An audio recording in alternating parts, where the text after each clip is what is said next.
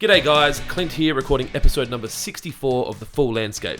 I'm very lucky to have Gary Andrews here, retired former irrigation store owner.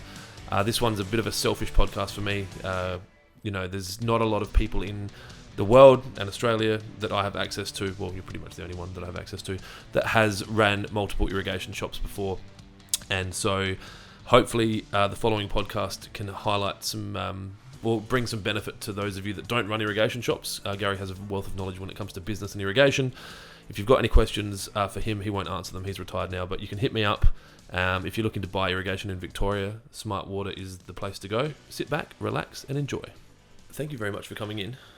It's my pleasure. Of the guests we've had lately, you're probably the most flexible with your calendar, or are you... Well, it's easy for me to be flexible because I don't have as many things on it already as you do. So what is now? It's just golf? Well, I started playing golf again during COVID. You know, what a great opportunity to get out, a rare opportunity to get out and get some fresh air and speak some rubbish with your mates and whack a ball. It was fantastic. So I rediscovered golf, and I can't say that I've improved much, but I keep trying. That was one of my questions, actually. Has your handicap gotten better in the 12 months you've been retired? Probably a little bit better, but not as much as you'd think for the hours that you put into it. But we do enjoy the 19th hole. Are you playing, twice, 3 times a week? A couple of times a week, yeah. Yep, over on the peninsula?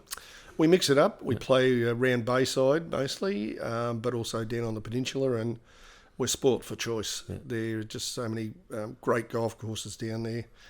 Tomorrow we're going to go and play RACV Cape Shank, and that's just a superb course. Yeah. What are you playing off at the moment?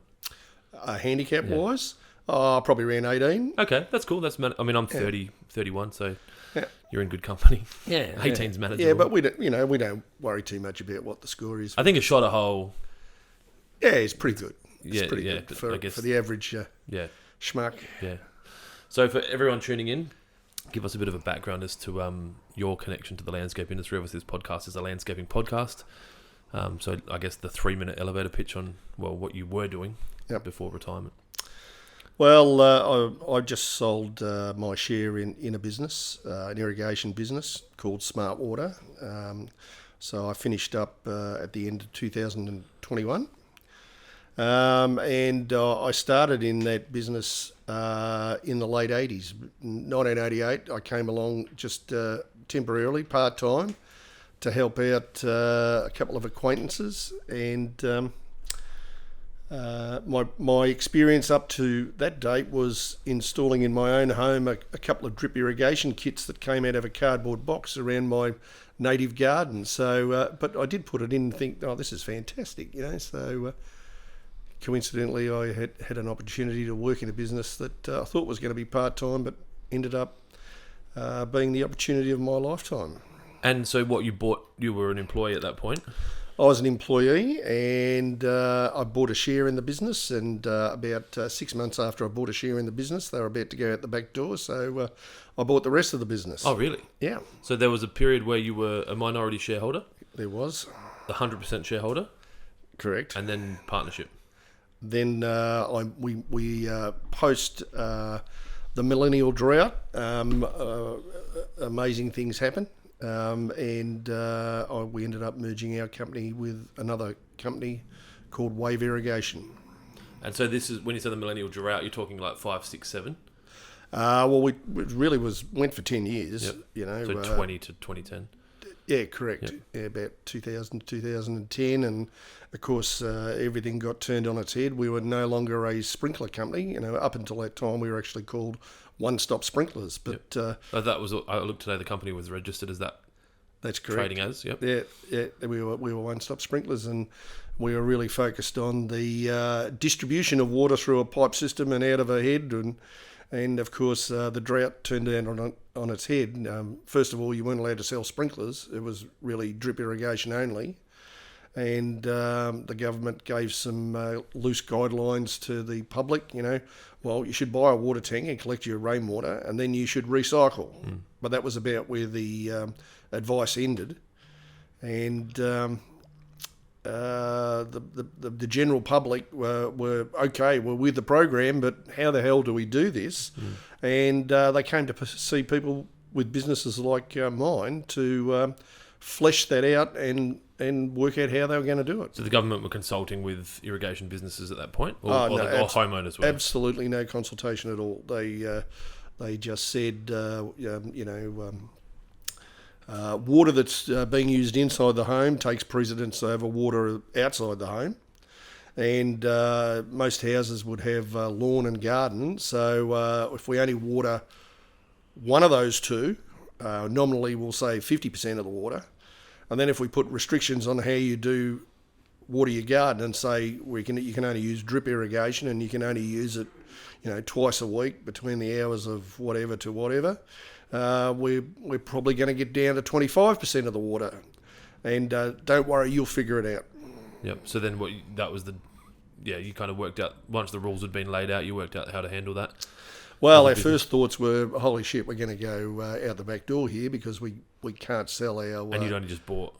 we've been in business for a decade before, but the decade before was not a lot of change. It was just incremental growth of the business, learning about how to run a business, and every year we got a little bit bigger and we made a little bit of money, and it was all going well. But yeah, the drought turned the whole thing on its head, and we had to rethink, what we were there for. What was the opportunity? You think Melbourne was affected more by that than... South Australia, that's kind of when I started, was midway through that. We seemed to be selling drip tube hand over fist. It was like... Oh, well, that's exactly what happened. Not only did we not go out the back door, but it actually turbocharged our business. So in the space of 2 or 3 or 4 years, everybody in the suburbs had to transform their irrigation system from either nothing or from a spray system into a drip system.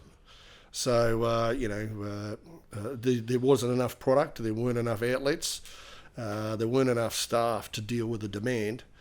And additionally, not only did we change our irrigation systems and change the way we did business for the people that had the demand for, principally drip irrigation, but we also discovered this entirely new business, which was about water conservation.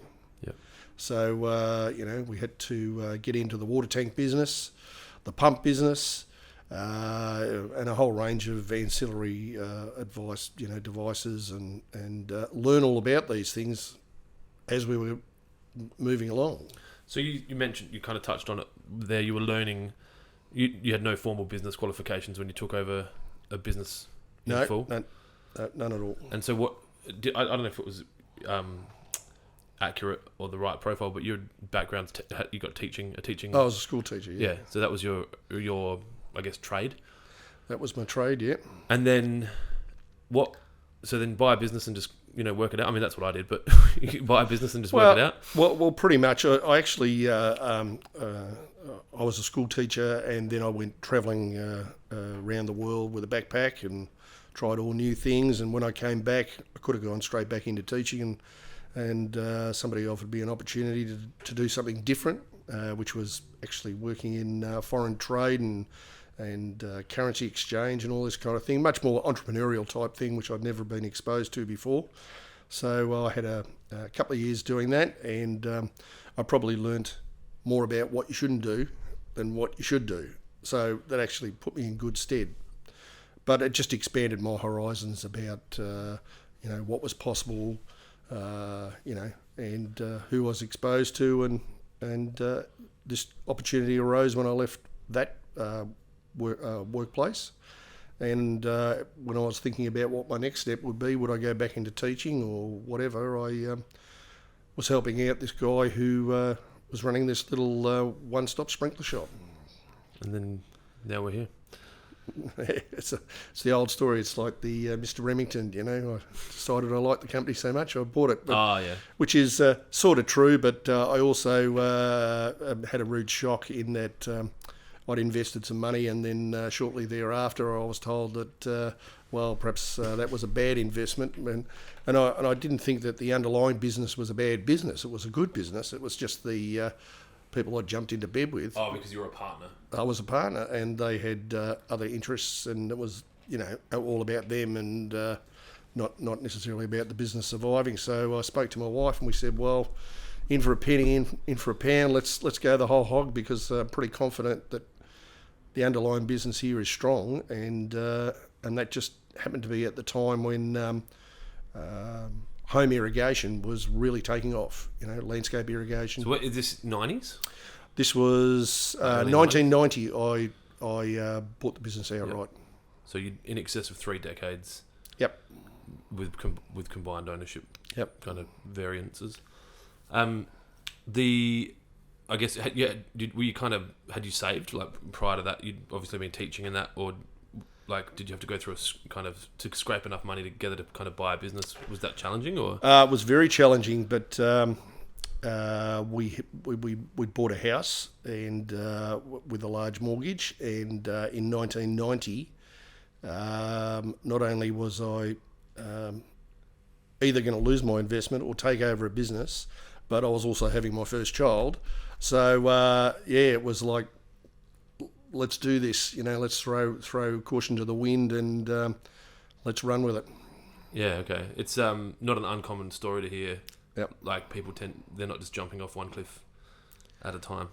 That's right. You're all in. You might as well jump off 3 cliffs all at once.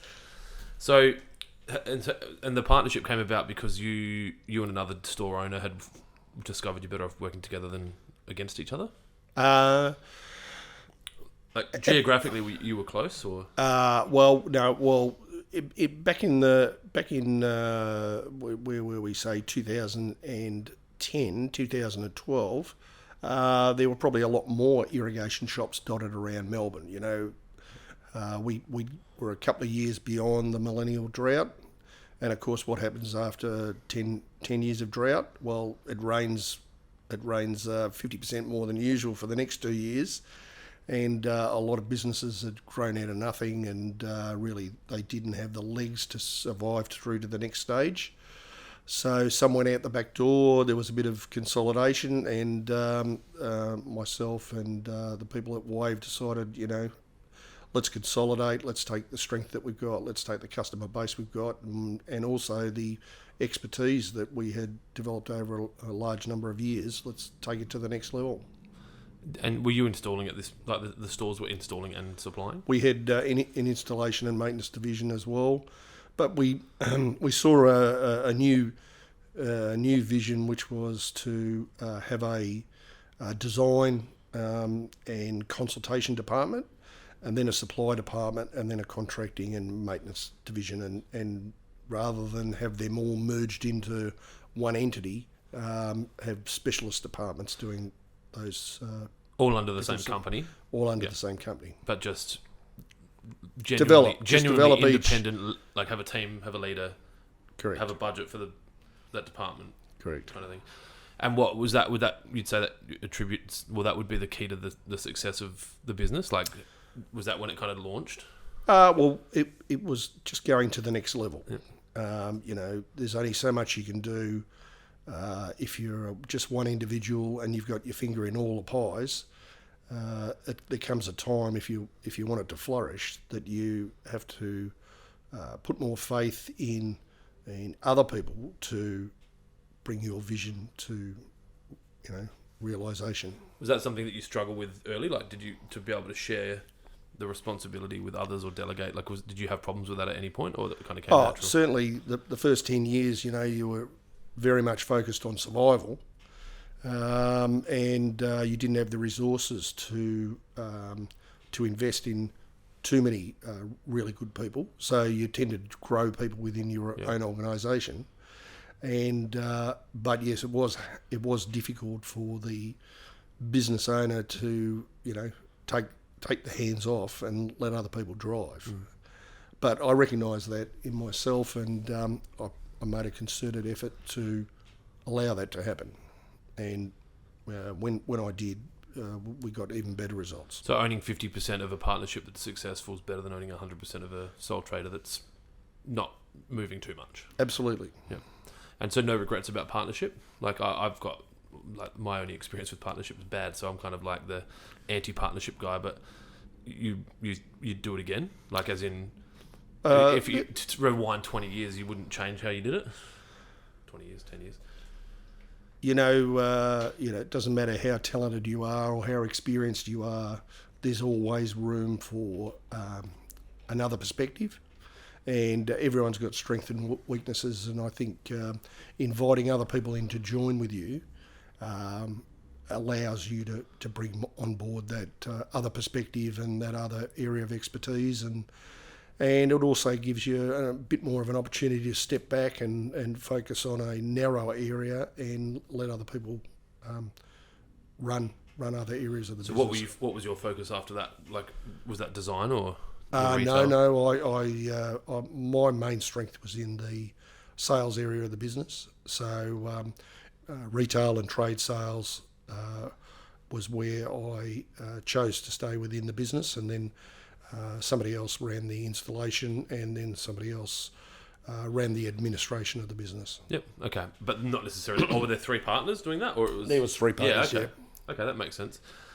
And that, I mean, from I guess you can comment better than this, but it might sound arrogant, but I would say Smart Water was probably the leader, or is the leader, in trade and retail sales in Victoria. Like, I don't know. I mean, in their chosen markets. For an independent, non-corporate. Yeah, excluding. Yeah. It would certainly be right up there. Yeah. Yeah, because I remember when we first met, the discussions we'd had, and for people listening, Gary and I met in China in Shanghai, yeah. 20-something. No, it wasn't Shanghai. That was your trip. I think you'd been in Shanghai the year before. Yep. Where were we? It was like some makeshift city that they'd kind of just built, a 20 million population city. Suzhou. Yeah, that's where it was, yeah. And I didn't really know what you were doing. And I'm like, I'm coming to Victoria, I'm opening shops, and you were like, okay, plenty have tried, bring it on. I guess it's interesting to be able to talk to you now after having an exit. Is there are there things that you miss about being in the industry or working, or are you kind of you've reconciled it and you're at peace with retirement? I've been out for a relatively short time, so I'm still enjoying the not having a pressing schedule every single day. So there may come a time where that's not enough, but at the moment I'm pretty content. And what don't you miss? What don't I miss? Yeah. Gee, what don't I miss? Well, I left really at the tail end of COVID, so I honestly don't miss the 2.5, 3 years of running a business during COVID. Yeah.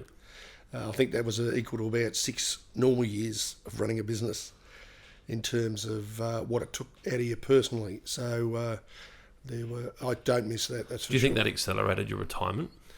I think it brought it forward for sure. Yeah. I think I considers all the sacrifices that you have to make.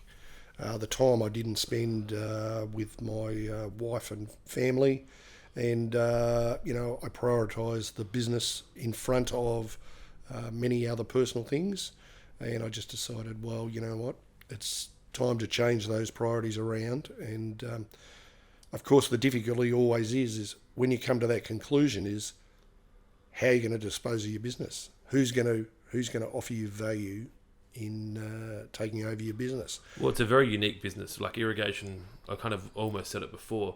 You were a teacher and you found irrigation. I don't know anyone in the industry that grew up with the desire to be in the industry. It wasn't that they knew about it; they found it somehow. So to sell the business is just as to find someone or to have a succession plan, because I don't know if you have kids that were interested, but it becomes like most of the irrigation store owners I know, their kids have no desire to be involved in the business. So what you go through that process of going, okay, I'm looking at retirement now, and having a partner probably helps if the partner's looking to continue, but if you didn't. Well, it is a struggle. I mean, the irrigation industry doesn't even have its own category in the government statistics. It's just an outlier. So there's no career path really. It's people come into it through happenstance sometimes, because maybe a family member or a friend, or they came off a farm, or they're in an allied industry. but yeah, it has been a struggle, and it's something that our irrigation association has been trying to deal with for a long time to put it up there as a career option, and then provide the training for people to pursue this, because it's very interesting. When I was at school, I probably didn't apply myself as well as what I could have. But if I'd known what irrigation is, it's very akin to engineering. Well, I didn't even know what an engineer did.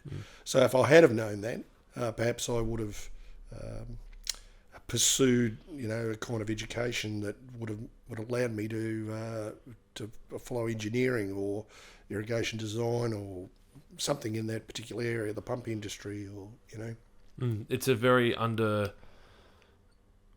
not marketed, but the public aren't generally aware. And when we're advertising for positions, I'm generally saying this is a great opportunity for a career. Like, it's not, you will never not have a job if you can get to a point in irrigation where you're a valuable member. Like, whether it's design or install, like, there is just there's plenty of opportunities there for sure.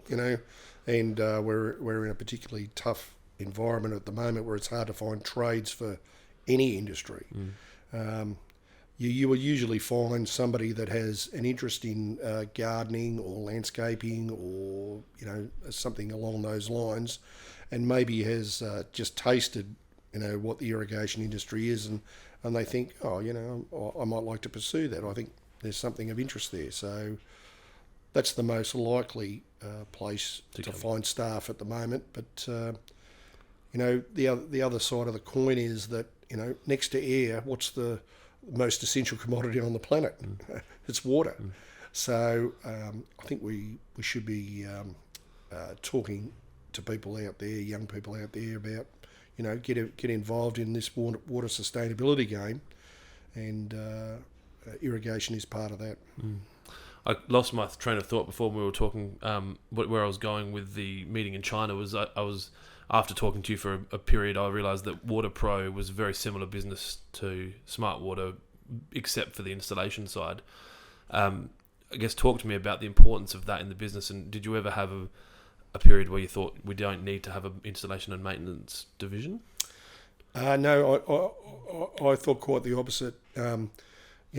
Selling merchandise, there are very few barriers for anybody to set up a shop or an online store and sell chunks of black plastic, pipe fittings, sprinklers, controllers, valves, buy them, put a margin on them, sell them. It's not that hard. But expertise is tough. Finding people with expertise, people that can bring that advice to the table, add value to the products, that's where you can build up some exclusivity. Like, it's a bit of a moat around the castle, kind of. Yeah, it's more than that. It's more than that. It's the pathway to your business flourishing. You will always get retail people in the trade, always trying to grind you down to the lowest dollar. Yep. But really, the most important thing for them is to be able to get their project done and have the right pieces for the job, and being given the right advice as to how to go about achieving a good outcome. Do you think having that, I guess, as a technically, I guess, a skill set that's technical, makes the complexity of running that business harder? Absolutely. But that's the idea. I mean, if it's not hard, it's not going to be... If it's hard for you, it's hard for a competitor, right? It is, and that's where you need to come up with a formula. You've got, if we're talking about in-store staff, you need people with good customer skills, know the processes, understand about receiving and dispatching goods. That's all important. And then you need to have some champions in your store, people who are technically good.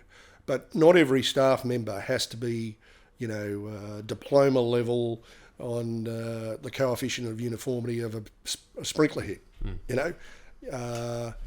They need to understand that that's important, but they need to have someone on the team to defer to for those questions. Yeah.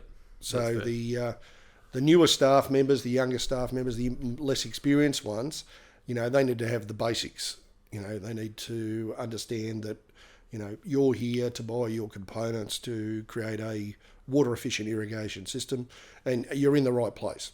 We can deliver, what you need. I can help you put it all together.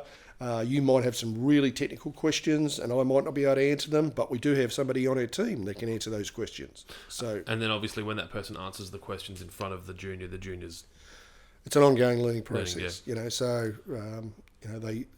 It's important to have that member on the team. We always try to have a senior person at every shift, available on every shift.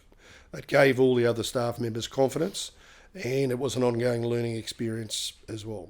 Was that you were running 5.5 days at the shops? Yep. At one stage during the drought, we were open 7 days a week. Just because it was the opportunity was there. Well, the Saturdays and Sundays were our busiest days. Yeah.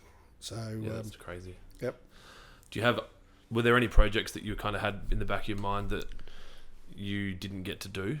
Like, and if there's commercial confidence, don't answer the question. Obviously, the business is still operating, but were you kind of like, I just want to get this finished or get this done, or like your own training or education, or there was lots of projects going on. Yep. We realised that we delivered quite a lot of in-house training ourselves, but what was lacking through the in-house training was the ability of a staff member to build on that and then have something more formalised in their CV. As in a recognisable certificate, not diploma. Just like Gary's. Gary stamped it and it's all good. Yeah. Look, we've done in-house training. We've done a variable speed drive module for pumps. I understand what that is now, but they don't have anything to say that they're competent in that level. But if they were to do a certificate in pumping, like a Cert 3, Cert 4 in... Correct. Then that builds on their CV, and it makes them a more valuable staff member, makes them feel good about themselves, and it gives them a career path. You're a certified designer? I am. Yep, so you maintain that, you hold that, that's kind of, once you've got it, you've got it. You have to... keep up your points. Keep up your points on your professional development. Do you think you will? I have so far, yeah. So we'll see. It feels like one of those things that you kind of don't want to lose. No, you don't want to lose it, but I suppose if you're not, once you've made the decision that you're not going to be involved, you probably will let it lapse, So I'm currently still a certified designer and also in Victoria a licensed irrigation installer as well. So that's retirement sorted. Just smash out a couple of days a week on the peninsula.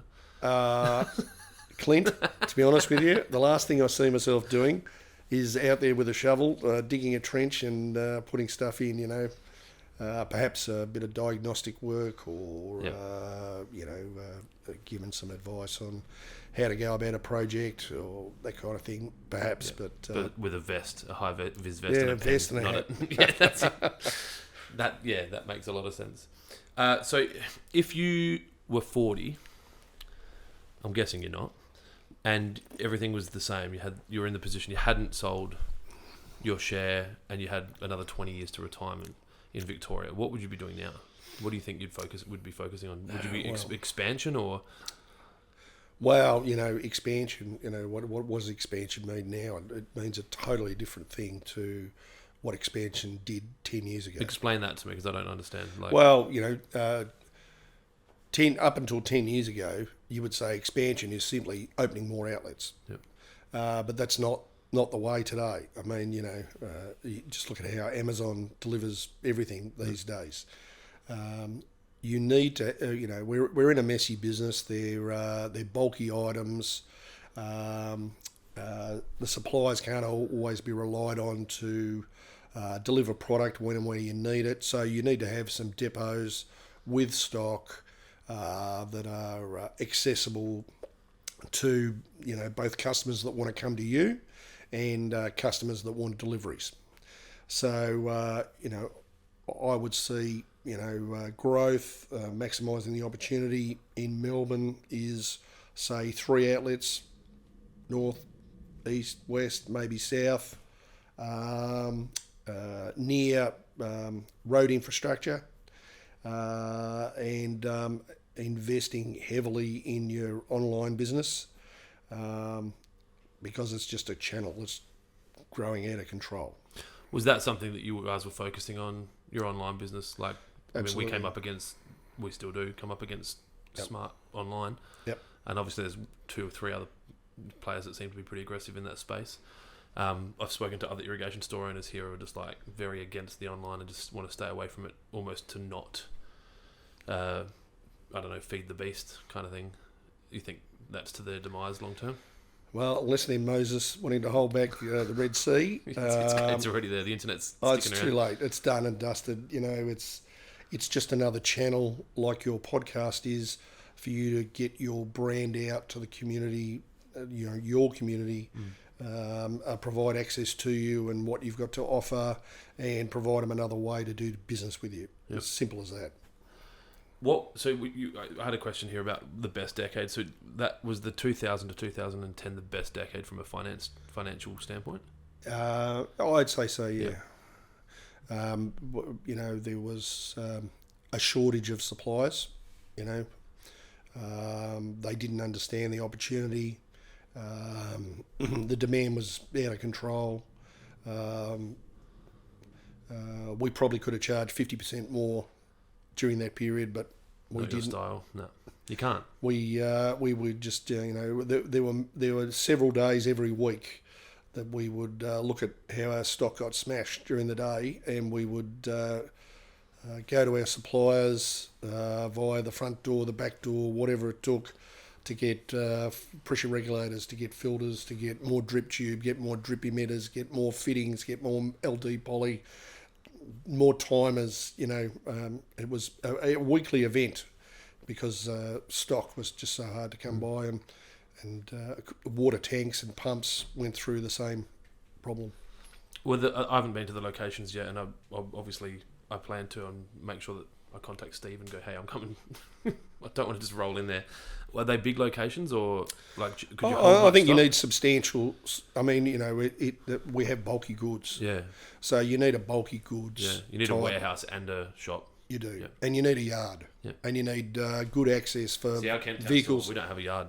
Vehicles getting in and out. Well, the trouble with that is that you've got clients coming in and they want a roll of 2-inch rural poly. I mean, so I'm sure you have a different way to be able to deliver to them. Front and rear access at Kent Town, and you can pull up and forklift off a truck. But it's getting, like, Kent Town's becoming quite a trendy spot. Like, it'd be like having we've only really experienced kind of Collingwood, but like on the main street, almost you're kind of getting surrounded by, you might have had some industry, but then the shop next door is now a cafe, and that's a hairdresser, and that's a gym, and then you're an irrigation shop stuck in the middle of that. Now, it's fine because we've got a really big location 20 minutes away, which kind of holds the bulk. That's what you do. I mean, the supermarkets do the same thing.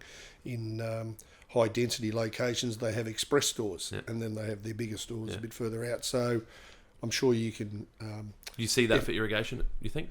Well, you would look at your store there and you'd say, is it important for me to have a store in that location? I mean, I need to concede that I can't have the size that I want. I can't have the access that I want, but it's convenient to my clients. It's great for my exposure. We're an express store, but that's not a problem. You want something that we don't have here today, we'll just have it delivered, or you can go and pick it up from our larger branch. It seems to work well in Adelaide because we're basically 20 minutes from everywhere. Yep. I don't know, we've spent a lot of time in Ubers in the last 3 days here. The traffic congestion, because I remember seeing your delivery, or Smart Water's delivery was free delivery for a certain price, and then delivery, and I was like, geez, their delivery is expensive. Mm-hmm. And in the 2 minutes not 2 minutes, in an hour in an Uber here, I can completely understand. Oh, it's absolutely. It's to get from the east to the west is an hour and a half. Well, we went to Laverton, we went to Netafim today. Yeah. And it was an hour and 2 from here, and that was during the day. That wasn't during peak hour traffic. But then, we had dinner with. I mean, Geelong's a different experience. But we had dinner with someone last night who came from Geelong to Collingwood. And he said it was an hour and 40 minutes. Yep. And he's like, it's just, and then it's just crazy. It's so foreign to me. Yep. Yep. You think it's just going to get worse? I can't see it getting any better. Elon might build some tunnels. Well, not in our lifetime. You don't reckon? Oh, I guess. I think he's got enough distractions at the moment. Yeah, true. He's a busy man. So, obviously, you've watched the industry for, 3 decades. Is there stuff you're seeing that's coming that no one else is seeing? Like, I don't know, hardware involvement, suppliers changing the way they operate with, like, shops, that kind of thing. I mean, you might have been less likely to be able to talk openly about things when you were still currently a customer of suppliers, or is it kind of, do you think it's just going to keep chipping along status quo? Oh, look, I've probably always spoke my mind whether I was in the industry or not. I don't think it's any different than any other industry. It's just constantly evolving, the changes in if you want to talk about how we deal with our suppliers, well, I think we had, going back in time, we had a much more personalised relationship with our suppliers, and it's now much more corporate. So, they put you into a category and they deal with you as a category 1, 2, 3, whatever client, and you get the more corporate approach. And I think that's every industry, every business is facing the same thing. It is hard for independents to be relevant unless they're of a certain size. So smaller players across many industries, really, they're going down the franchise route. If you want to operate your own small business, you're probably better off being a franchisee than Joe Bloggs' whatever, battery store, irrigation shop, pump shop, whatever. Yeah, power in numbers. That's the old way of doing business. And like everything, it sort of starts more in the city type areas. The country areas have still got a more personalised type approach and a more historical, someone's been in business for 20 years or 30 years or 50 years or whatever it is. They'll survive, but perhaps in the next generation of that business, they won't. Do you think that attitude comes from outside of Australia? Do you think it's because of the ownership, thing, or for sure. It's just here? It's not a US driven attitude, or it's because it feels. I'm of the same opinion, and I think I've finally given up on fighting it, because for a long time I was like, if I spend enough money, I'm sure I'll matter. But I feel like at no point do you ever spend enough that it matters. No. Well, if you're spending money, you will matter. It's just a matter of how much you matter. Yeah.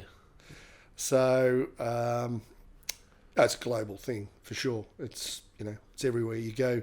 You've done a fair bit of travelling. You see the same brands everywhere. So Australia's no different. Obviously, you would have worked with a lot of landscapers. And did you, firstly, on the landscapers side, did you come up against clients not wanting to support your shop because you were a competitor in any capacity, or? We had a few, but generally landscapers, their core business is not irrigation. So irrigation contractors, maybe. Irrigation contractors, maybe, Yep. but even then, irrigation contractors tend to specialise in their own area. Yep. So it was very rare that we came up against our clients on any particular project. Yep. It was more likely we would talk to them about, how can we work together on this. And refer them work if you guys are at capacity. Well, we refer them work, get us to do a job for them because it was too complicated or they were too busy or whatever. So it really wasn't much of a conflict. What you obviously, as I touched on, you've worked with a lot of landscapers. What are you seeing as opportunity gaps for landscapers that they're not seeing, I guess, related to irrigation or business in general? Like, if you're anything like me, and I think you are, you spend a lot of time at the cold face and you're talking to people and they're always coming to you with the same problems. If you could give some advice to landscapers about things they could do differently or change or focus on, is there something that stands out?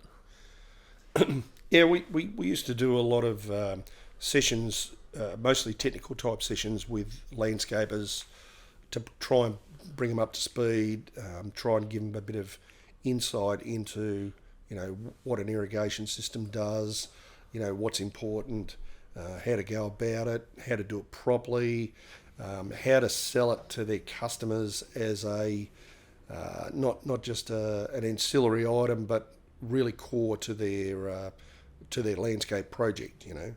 you go and spend all this money on hard landscaping and moving soil around and drainage and then plants.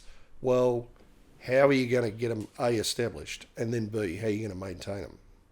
Are you prepared to go out there in summer every second day and invest 2 hours of your time keeping these things alive?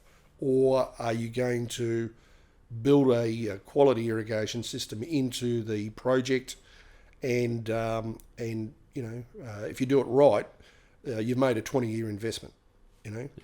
and you'll reap the benefits for a long, long time to come.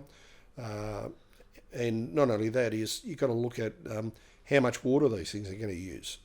I just got my water bill for the last 2 months for my home, and even though I've got a fairly efficient irrigation system, my summer usage of water is up around the $500 mark. So if I didn't have a good irrigation system in there, it'd either be $1,000 or everything would be dead. Yeah, I was going to say it'd be one or the other. Yeah, it's not in the middle. So it is substantial. The ongoing investment is substantial just to run it. Realistically, you could get 20 years life out of an installation with obviously your annual maintenance, but if you divide the capital cost by 20, So the advice, I guess, the answer kind of being that you were giving advice to landscapers continuously. Yes. During your time in business. Absolutely. Always talking to them about, sell this to your customer. Talk to your customer about the importance of it. You don't want it drilled down to, well, what's your price on this? What's your price on that?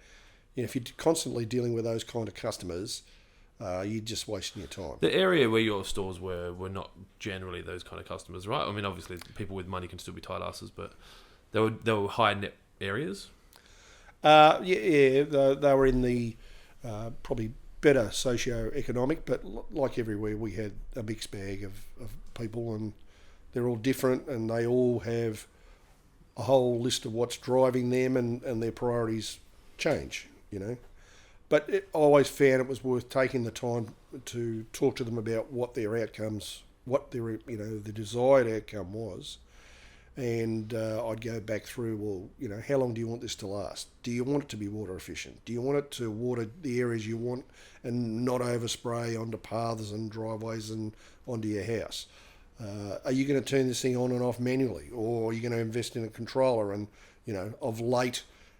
Do you want to communicate with your controller via your smartphone or your computer, or do you want it to adjust your irrigation based on weather station information? All these kinds of things. And look, normally you have this conversation with people, and they're nodding their head. They're saying yes, yes, yes. And I always talk to my team about the first thing you want to do when you're talking to a customer is to make sure that they understand they're talking to the right person. If you lose them at that point, you might as well say, well, thanks for coming and we won't see you again. So they need to know they've come to the right place and they're talking to the right people. How would you do that? Like, I guess an example, someone walks into Smart Water, you're behind the counter. Is it that simple? Hi, I'm Gary and I'm the right person. Well, is it just confidence or? Definitely confidence has got a lot to do with it. If you've invested in your staff and you've spoken to them about, what are our different types of customers? What are they looking for? Now, what have we got that will satisfy them? So let's talk about what we've got. Let's talk about our range. Let's talk about the differences between this sprinkler and that sprinkler, or this timer and that timer. What size pipe should they be using? How do you calculate that out? You do all these kinds of things with your team. They become confident, and then they do a much better job.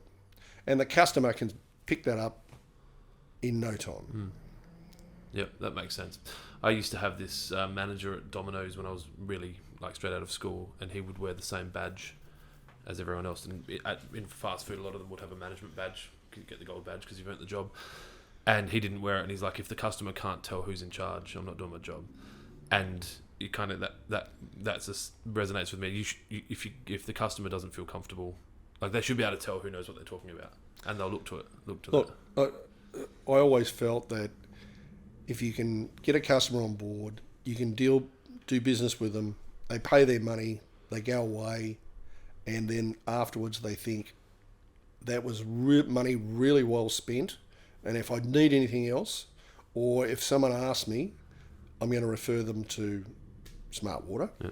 I thought that was ticking the box. Yeah. That was completely ticking the box. And, when we did surveys of all our customers as to, why you're doing business with them, how did you find out about us, repeat and referral was always at the top by a Were you doing long that a way. lot? Like you'd ask people upon completion of a sale, or send an email, or was it automated, or? Well, we did it the old-fashioned way. We probably started doing these surveys formally 10 years after we started doing business because, like everybody, we were doing advertising.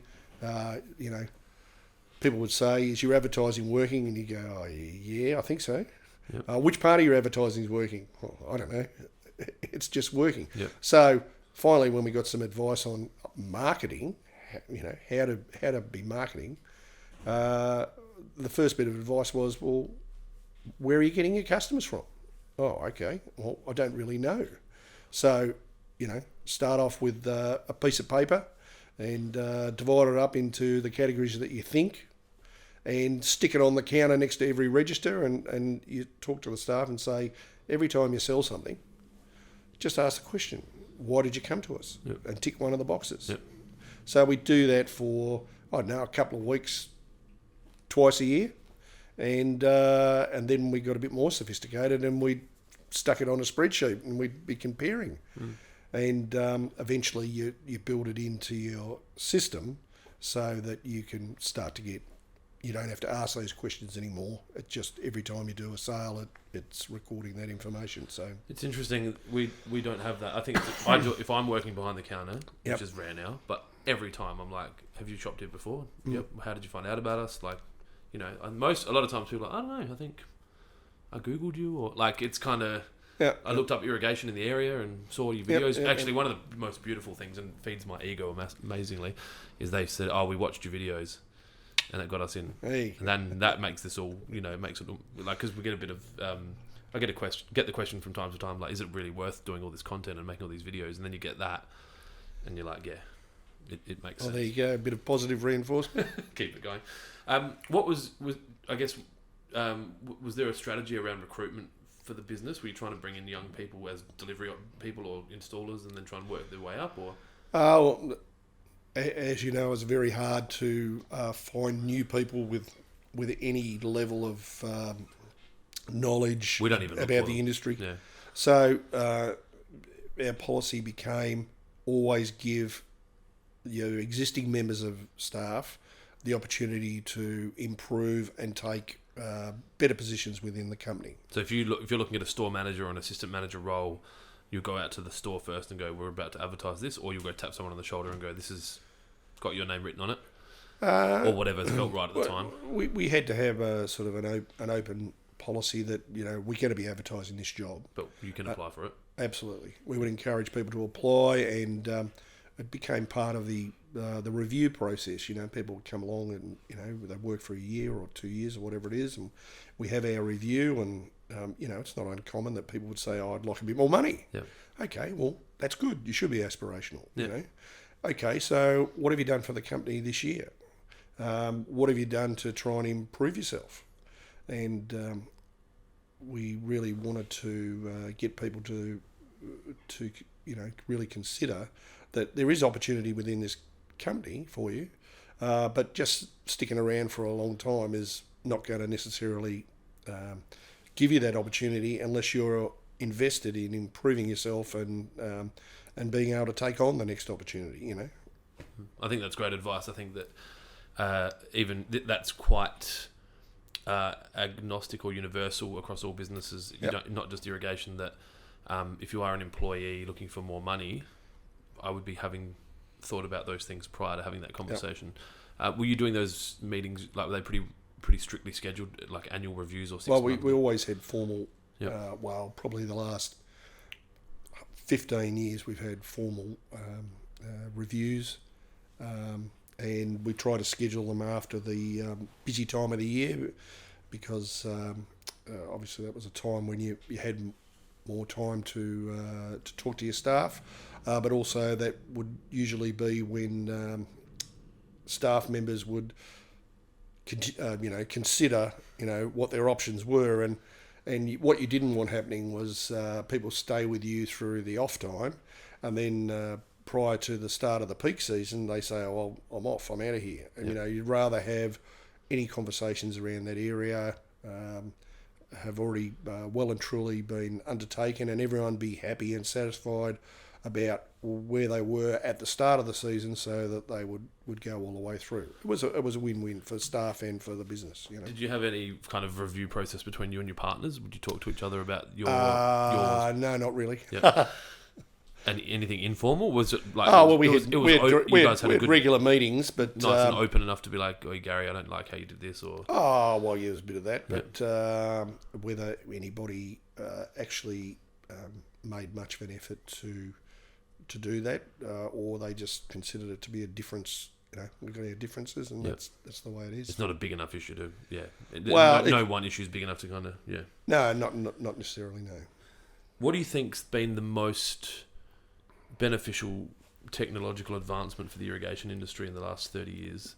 Like, obviously, we've had MP rotators, we've had Wi-Fi. Yep. I don't know what else, like drip tube. Well, look, absolutely, and we're talking mostly about landscape. Yeah, obviously, here. I need to be clear. That's our area. Well, definitely drip irrigation for sure.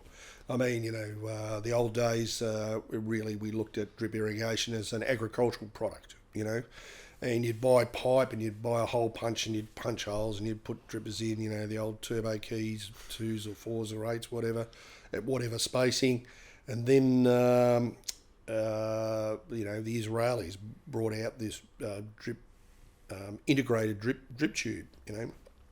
Still, it was primarily for agriculture, but nevertheless, it came along, and it was always there. But people were generally happy with sprays. I think it was mostly psychologically.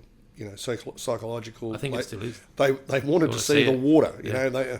They didn't have the understanding that if you want to know how well your irrigation system run 3 cycles over a week, and then get your shovel out and dig a few holes at 150 to 300 mil deep around your garden, and get a bit of an idea of how well it's working. But no, it's easier just to look at the spray. But drip forced the change. We weren't allowed to use sprays. You had to use drip. So not only did the community have to learn about it, but we had to dive into a product line that wasn't that important to us previously, that now became, extremely important for the survival of our business. We had to learn all about drip irrigation, and when you learn about it and you implement it properly and you operate it correctly, it's fantastic. Does a great job, is perfectly suited to landscape orientation, especially in garden beds, and that's certainly been probably the number one innovation that I've seen in my time in irrigation. Just as you're talking, I'm thinking that without drip irrigation, there's a chance that irrigation wouldn't just evolve during the drought, but it would just stop. Absolutely. So if it didn't exist, it's like we can't water. Well, you look at what's happening in some American states now. You go to Las Vegas, and there's no lawns except for those that are in the public spaces. They pay them to rip out their lawn. It's all xeriscape, not very little irrigation at all. We're having a period at the moment where we're having above average rainfall in the last couple of years, the La Nina event, and shortage of water has sort of gone a little bit off the table, but it won't be long. It'll be back. It'll come back again. And have you seen those cycles? I mean, you're not old enough to have seen stupid amounts of cycles, but no, you can see that coming again. It's absolutely. Everything cycles. And with global warming, even the experts can't tell you what's going to happen. But we've got a rising population. We've got an increasing urban footprint. We've got variable weather conditions. I mean, that's a no-brainer. Yeah. If we're not talking sustainability today, we're fools. Were you involved with the IA in any capacity as a board member, or? I've been on the Melbourne regional committee for a number of years. Yep. Did you? Why did you join that? Like, did you feel like it was your way of contributing, or did you feel like you had changes that you wanted to drive? Or Well, when I first started, I took over the business in 1990 and didn't really know what I was doing, so I had to learn everything from the ground up, which is not a bad way to do things. I mean, at least you learn every aspect as you go.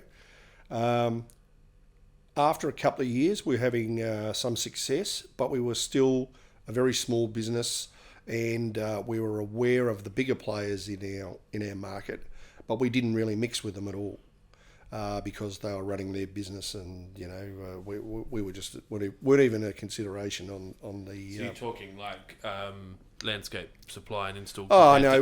Well, back in the day, Aquafield were. So they were big shops. They were a big business. There was Victorian Irrigation Supplies, and there were others, and we just slowly but surely started to build a business in an area that perhaps they had neglected. They were interested in parks and gardens and big projects and all that sort of stuff, which we initially didn't have the capacity to do that kind of work. So we were focused on home gardens and smaller commercial type operations, and so we learnt as we went. As you know, when you run your own business, there's not much more incentive to learn than to keep you in Survival. business. Yeah, it's a good way. So we learnt, and we started to do okay, and a couple of our suppliers began to notice. These guys are doing all right. It was worth us going around talking to them, because now they're spending a bit of money with us, and one of them, there was a guy named Ken. I can't think of his second name, but he was quite senior at Controlled Sprinkler Supplies, CSS. Yep. Back in the day, and he must have seen something in me as a young fellow running a new business, and he said, he encouraged me to come along to some of these training nights that were run by the Irrigation Association, and we did that, and we learned about at Burnley College they had these things, so the manufacturers would come out, Iplex pipe suppliers would come out and talk to you about the correct way to solve and weld, or how to put a rubber ring joint together. The Hunter people would come out and talk about gear drive sprinklers and so on and so forth. So he got me involved initially just as a member of the industry, and come to these training opportunities. So, of course, you come to these training opportunities and you learn about the product, but most importantly, you get to mix with other people in the industry. So you make some associations, and you find there are other people in a similar position to you, and you get together and you talk about things. And the first thing you learnt is when you have a problem with a supplier, they would tell you, "That's funny, you're the only one that ever had this problem." But you talk to other people and they say, "That's funny, that's what they said to us too." So you learn lots of things, and that leads on to other things. But during the drought, the government came out with the rules about you can't water your lawn, you can only water your garden. If you're going to water your garden, you can only use drip irrigation, and you can't put new turf down, and this and that and every other thing. And we were saying, well, what happened to the industry consultation? Who's giving you advice? No one's ever come and spoken to me about any of this, So we got a bit frustrated, and we started a rear guard activity. But of course, the horse had bolted. It was too late. Were you involved in the committee at that point? I became involved in the committee Because at that time. Because you were like, absolutely, we need a stronger voice to government. We need a stronger voice to government. To everyone.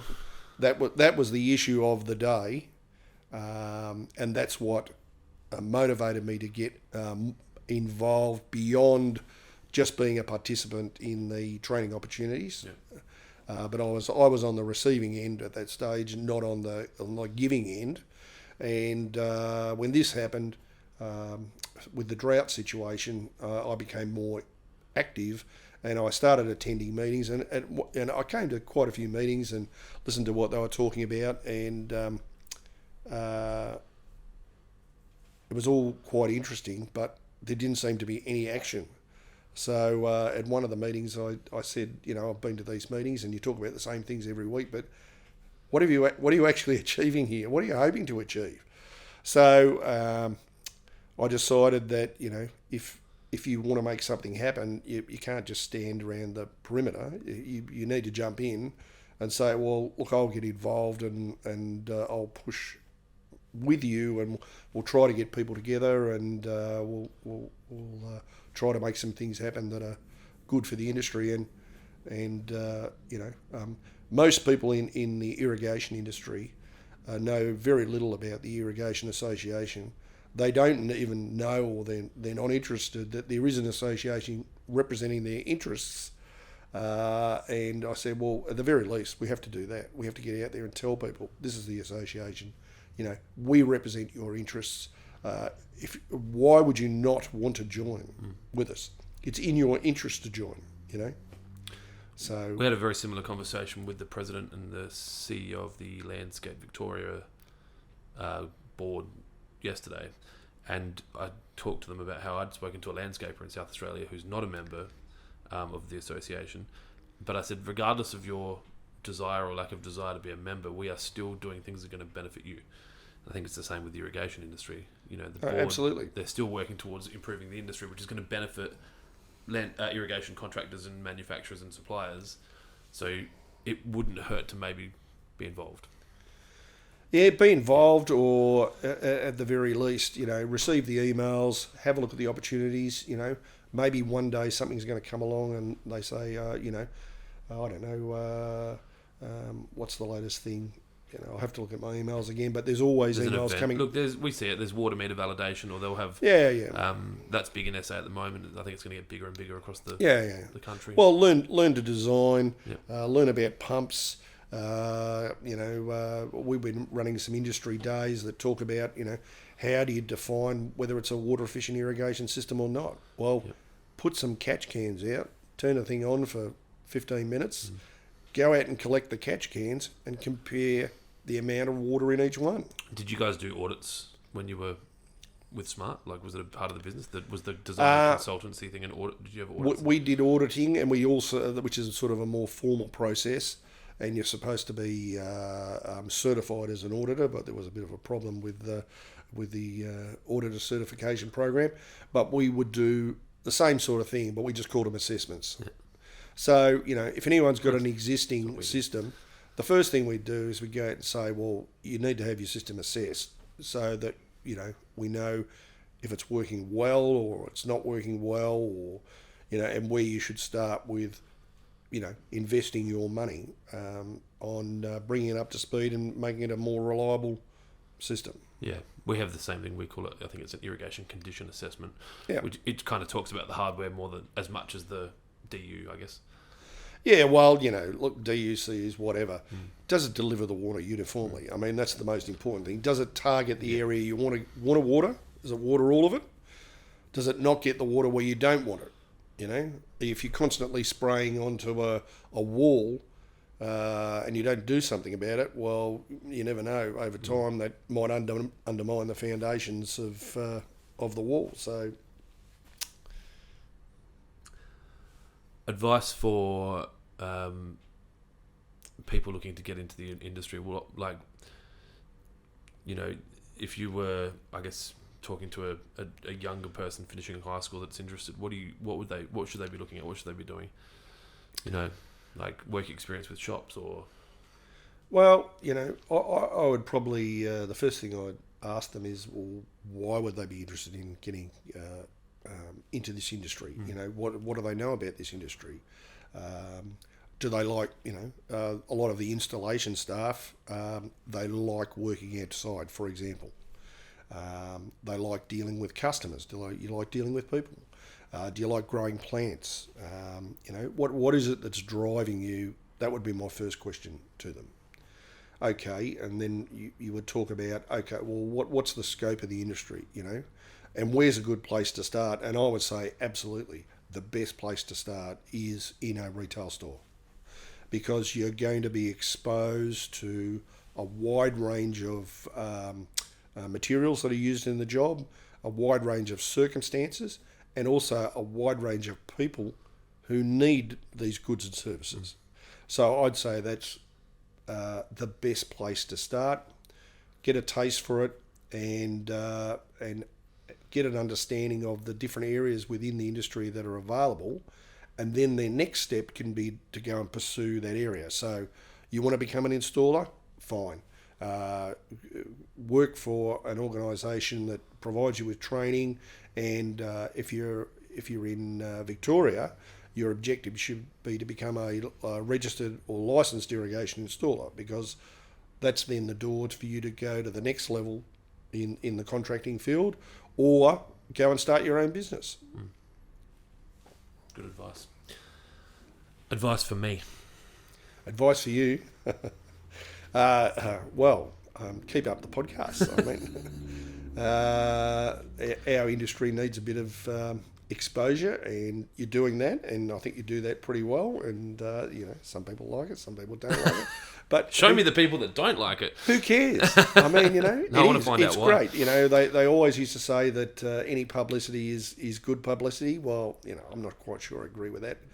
But you're certainly getting publicity.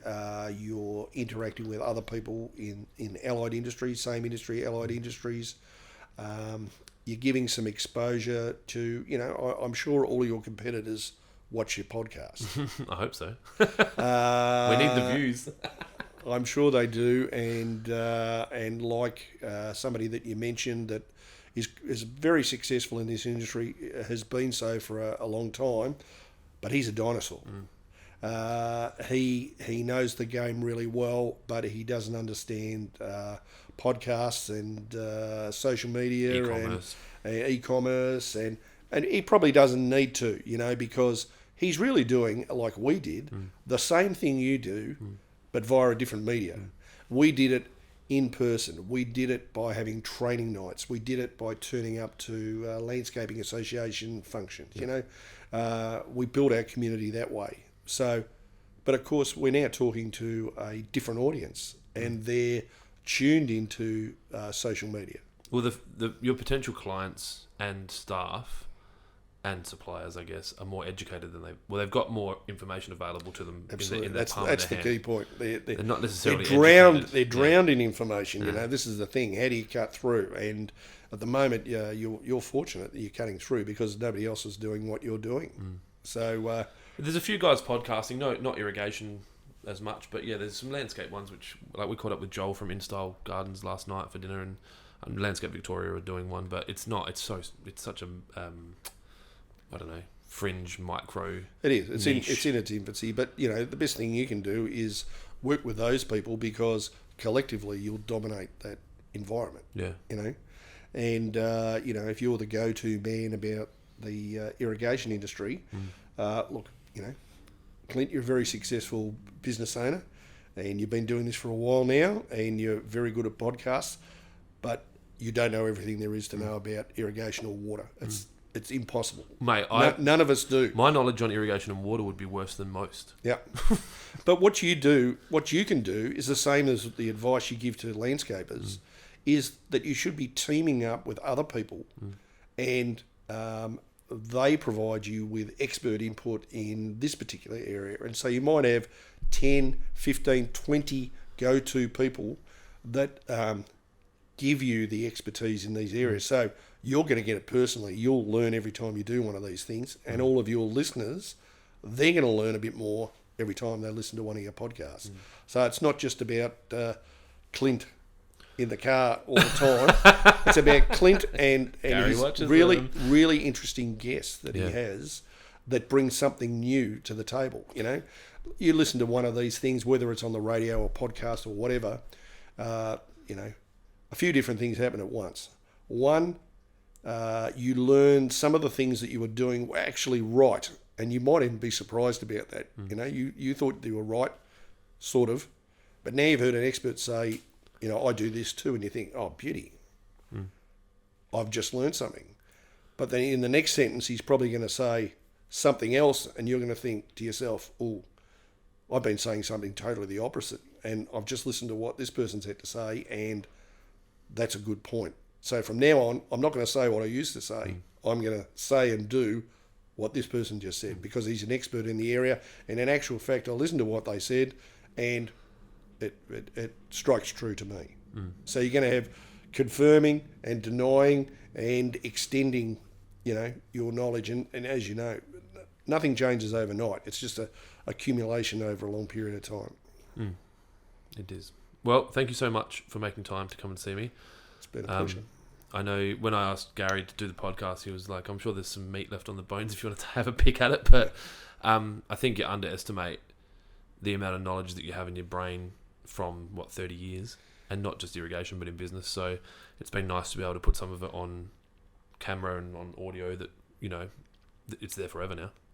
Excellent, because I'm just happy that I can remember it. Well, at least you'll be able to just re-watch this when you start. That's right. If I forget, I can just watch the podcast again. All right. Well, that is it. We'll wrap this one up and go have a cold drink or something. But thank you. Sounds like a good idea.